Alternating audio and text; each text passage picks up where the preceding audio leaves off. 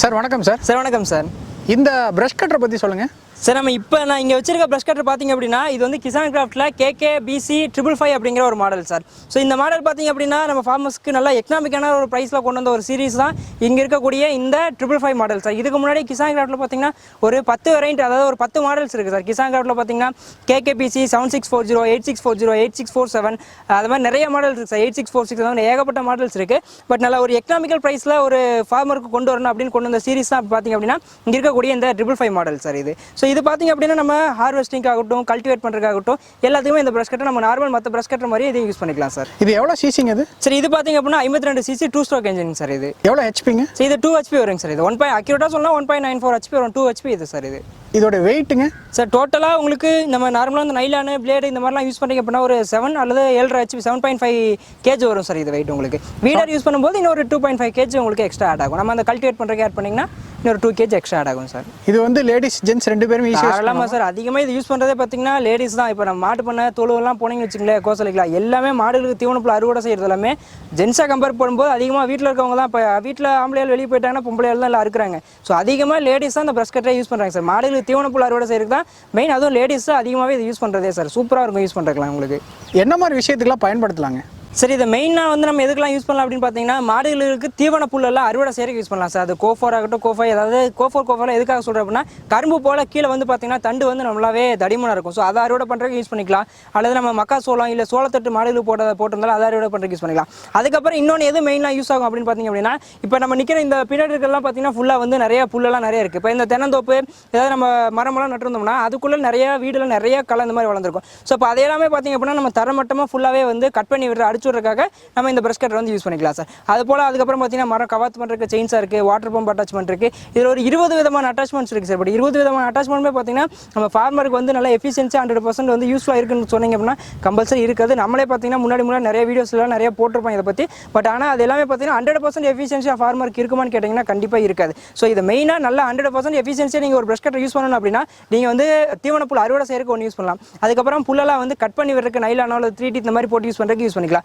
அதுக்கப்புறம் பார்த்தீங்கன்னா அந்த செயின்ஸாவெல்லாம் பொறுத்த வரைக்கும் கொஞ்சமாக ஏதாவது ஒரு நாளைக்கு ஒரு மரம் 2 மரம் எமர்ஜென்சி வீட்டில் ஏதாவது இருக்குது அந்த மாதிரி கொஞ்சம் சின்ன வேலையெல்லாம் யூஸ் பண்ணால் நீங்கள் செயின்ஸாக யூஸ் பண்ணிக்கலாம் சார். அப்புறம் களை வெட்டுறதை பொறுத்த வரைக்குமே மண் வந்து மினிமம் ஒரு 40% ஈரப்பதத்தில் இருக்கணும். களை முளைச்சி ஒரு 4-5 நாள், அதாவது ஒரு 10 நாளுக்குள்ளே ஒரு இவ்வளோ ஹைட்டில் தான் வளர்ந்துருக்கும் சார். இப்போ இந்த ஹைட்டுக்குள்ளே இருக்கிற கலையெல்லாம் வீட்டுக்கு யூஸ் பண்ண நீங்கள் வந்து கல்டிவேட் பண்ணணும் அப்படின்னா நீங்கள் அதுக்காக வந்து வீடர் யூஸ் பண்ணலாம். ரொம்ப இப்போ நான் இங்கே நிற்கிற இடமெல்லாம் பார்த்தீங்கன்னா வந்து மண்ணே ரொம்ப டைட்டாக இருக்குது, களை ரொம்ப அதிகமாக இருக்குது. இப்போ இந்த மாதிரி இடத்துல எல்லாம் நீங்கள் வீடர் யூஸ் பண்ணும்போது உங்களால் 100% எஃபிஷியன்சியோ அதோட பயனை வந்து நீங்கள் எடுக்க முடியாது. ஸோ பிரஷ் கட்டரை பொறுத்த வரைக்கும் நிறைய பேர் களை வெட்டலாம் 5 ஏக்கர் வெட்டலாம் அப்படின்னு நினைக்கிறாங்க.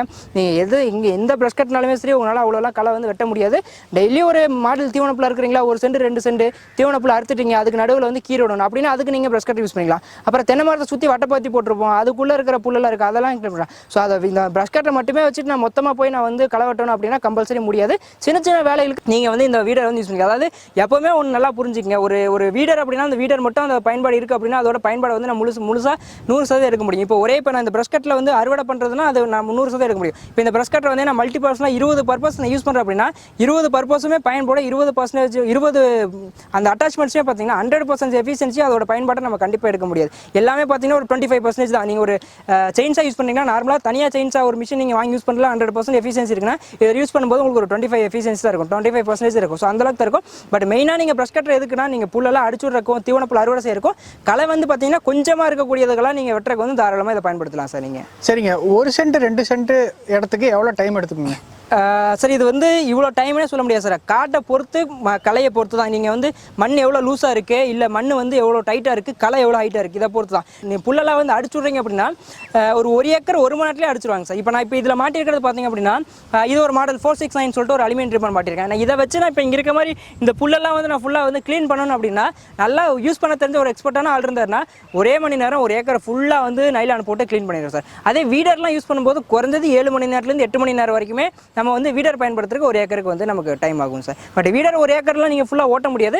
பட் இந்த மாதிரியான நைலான்லாம் போடுறீங்க, இந்த மாதிரி 1 ஏக்கர் 2 ஏக்கர் க்ளீன் பண்ணணுமே நீங்கள் 1 மணி நேரத்தில் தாராளமாக 1 ஏக்கர் வந்து நம்மளால க்ளீன் பண்ண முடியும் சார். பெட்ரோல் டேங்க் கெப்பாசிட்டி எவ்வளோங்க சார்? இதோட பெட்ரோல் டேங்க் கெப்பாசிட்டின்னு பார்த்தீங்க அப்படின்னா 1 லிட்டர் 200 ml சார். இதோட petrol tank capacity 1 litre 200 ml sir. இதுக்கு ஆயில் எவ்வளோ ஊற்றணுங்க சார்? இது 2 ஸ்ட்ரோக் இன்ஜினுங்கிறனால நீங்கள் 1 லிட்டர் பெட்ரோல் கூட 50 ml நம்ம ஆயில் வந்து மிக்ஸ் பண்ணிக்கணும் சார்.